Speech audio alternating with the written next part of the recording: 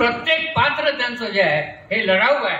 ते समतेचा विचार सांगतं, ते माणसाच्या दुःखावर उपाय करतं.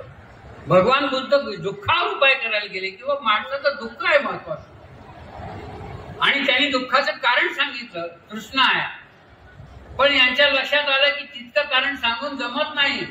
माणसं फार हुशारी आहेत, माणसं फार चतुर आहेत. शोषण करणारी, लुटणारी, भांडवलशाही त्यांना बुद्धाला माहित नव्हती. बुद्धाला क्षत्रिय माहित होते, राज्य करणारे माहित होते, सत्ताधारी माहित होते, दुष्ट माहित होते. पण अशा प्रकारची व्यवस्था शोषणाची सगळ्यांना लुटणारी येईल अशी माहित नव्हतं. आणि त्यामुळे काळानुरूप सगळा विचार बदलत जातो, युगाप्रमाणे सगळा विचार बदलत जातो. आणि अण्णाभाऊ साठेंनी जागतिक विचार, साम्यवादी विचार घेतला आणि तो जगाला आणि भारताला पटवण्यासाठी त्यांनी कलापथक काढलं, लिहिलं, कथा लिहिल्या, नाटकं लिहिली, लावण्या लिहिल्या. पण प्रत्येक गोष्टीतून त्या जे सांगायचं होतं ते फार महत्वाचं होतं. माझी मैना गावावर राहिली, माझ्या जीवाची होती या काहिली, हे महिनेसाठी नाहीये. ते आहे या समाजातल्या मुंबई सारखी सगळी जी एक फार मोठी देशाची आर्थिक राजधानी आहे, तिच्या नाड्या आवळणाऱ्या लोकांनी ती जर मुंबई आमच्याकडून दूर केली तर कसं होईल हे सांगण्याकरता ती कविता आहे. आणि म्हणून ज्यावेळी मुख्यमंत्र्यांनी बंदी घातली की तमाशावर बंदी आहे, अण्णाभाऊंनी त्याच वेळी शिवाजी पार्क वरती त्या ठिकाणी सांगितलं की आता मायबाप सरकारने बंदी घातलेली आहे ना, आता मी तुम्हाला लोकनाट्य दाखवतो, नव्या पद्धतीचं लोकनाट्य दाखवतो मुंबई कोणाची. आणि ते लोकनाट्य दाखवलं आणि म्हणून तमाशाचं रूपांतर लोकनाट्यात केलं. आणि पिंड्यांचं आणि हे जे सुरुवातीला जे काही गडगळून व्हायचं त्याचं रूपांतर देशभक्तीमध्ये केलं. टिळकांना अभिवादन केलं, देशाला अभिवादन केलं, या जगातल्या क्रांतिकारकांना अभिवादन केलं आणि मग आपला विचार मांडला आणि त्या विचाराशी बघ त्यांनी निर्माण केली. अण्णाभाऊ साठेंनी फकीरा चित्रपट काढला. माझ्या गावी अहमदनगरच्या जवळ अकोळनेर म्हणून एक गाव आहे, त्या ठिकाणी सगळे युनिट घेऊन ते आले होते. माझे मित्र डॉक्टर श्रीराम रानडे त्यांनी त्या फकीरामध्ये भूमिका केली आहे. आश्चर्य म्हणजे तो चित्रपट आता मिळत नाहीये, परंतु कालपासून मी माझ्या काही मित्रांना लावलेले की कसंही करून त्याची एखादी प्रिंट शोधून काढा. त्याच्यामध्ये माझ्या 2-3 मित्राच्या भूमिका आहेत आणि त्यामध्ये मला सुद्धा मदत करावी लागली. ख्वाजा अहमद अब्बास माहिती आहे नाव आपल्याला. राज कपूरच्या चित्रपटाच्या पटकथा सगळ्या ख्वाजा अहमद अब्बास, मग ते C420 असो, आवारा असो, त्याच्यानंतर सर्वात मोठे 3 तास चालणारा जो चित्रपट आहे मेरा नाम जोकर, त्याची पटकथा त्याने लिहिली. तेच ख्वाजा अहमद अब्बास अण्णाभाऊंच्या फकीराच्या पटकथेसाठी नगरला आले होते. त्यांना ती दाखवली, पण त्यांना ते मराठीतलं काही समजेना. त्यावेळी ते मराठीतलं काय सांगतायत हे मला सांगावं लागायचं. मी ख्वाजा अहमद अब्बासना घेऊन जायचो रात्री, बोलायची कसं करायचं आहे. आणि माझ्या डॉक्टर रानडे नावाच्या मित्रांनी अण्णाभाऊंच्या त्या फकीराच्या वडिलांची भूमिका त्यात केली.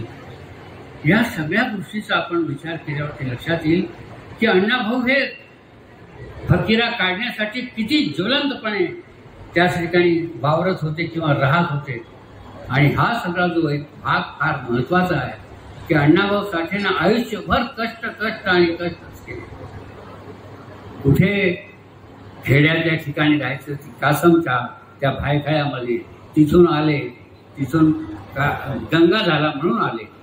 त्या दंगलीमध्ये देखील ती मुस्लिम आई म्हणाली कि अन्ना तुम जाओ, तुम्हारे आने के बाद मैं वापस तुमको खोली देऊंगी, यहाँ अभी दंगा होगा.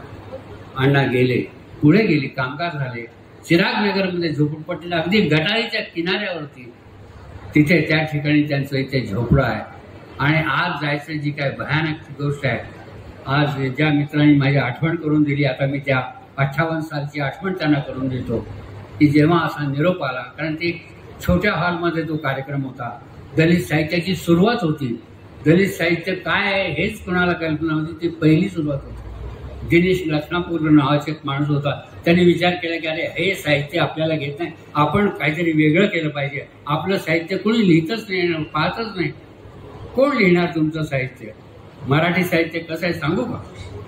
मराठी साहित्य हे जे आहे ना, हे आहे लोकांनी लोकांसाठी लिहिलेलं वगैरे. आपण जी व्याख्या करतो ना लोकशाहीची, तर काही उच्चवर्णीयांनी उच्चवर्णीयासाठी लिहिलेली, छापलेली आणि वाचलेलं हे साहित्य म्हणजे तिचं 99% त्यातलं साहित्य हे चोरलेलं साहित्य आहे.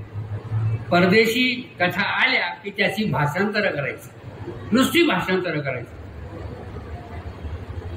असा विनोद सांगतात मराठी साहित्याविषयी की एकदा लंडनला संप झाला. कसला संप झाला? पोस्टाचा संप झाला. त्या महिन्यात मराठी साहित्यात एकही कादंबरी निघाली नाही. ते म्हणले काय झालं, या महिन्यात काही पुस्तक नवीन निघालं नाही. ते म्हणले लंडनला संप झाला ना पोस्टाचा, तिथून टपालानं पुस्तकच आली नाही अजून. कसलं मराठी साहित्य? आणि म्हणून याच्या विरोधामध्ये कुणीतरी विद्रोही उभं राहायला पाहिजे. म्हणून हे दलित साहित्याची एक स्थापना करण्याकरता ते कार्यक्रम ठेवला एक छोट्या शाळेच्या हॉलमध्ये. त्यावेळी आत्रे येऊ शकले नाही. आत्रे हो म्हणाले. आता लक्षात ठेवा, राजा ढाले यांनी एक आपली आठवण लिहिलेली आहे की तेव्हा ते लोक गडबडले की आता आत्रे येत नाही, काय करावं. ते म्हणले मग अण्णाभाऊला करा. अण्णाभाऊंचं नाव त्यांना माहित होतं की ते लिहितात.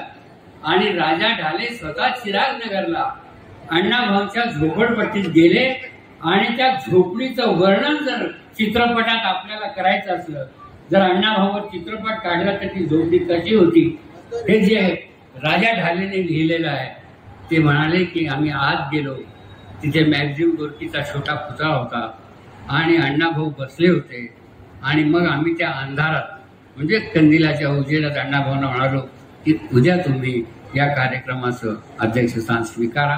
हे रात्री त्यांनी निमंत्रण दिलं आणि त्याचा विचार अण्णाभाऊंनी केला. लक्षात ठेवा, जे ते भाषण आहे ते भाषण मी हिंदीमध्ये प्रसिद्ध केलं आहे देशासाठी. ते जे पहिलं भाषण अण्णाभाऊंनी दिलं ते देशासाठी प्रसिद्ध केलंय. आणि आता मी गमतीनं जे बोललो ना, ते अगदी त्याच कथेत त्यांनी सांगितलं.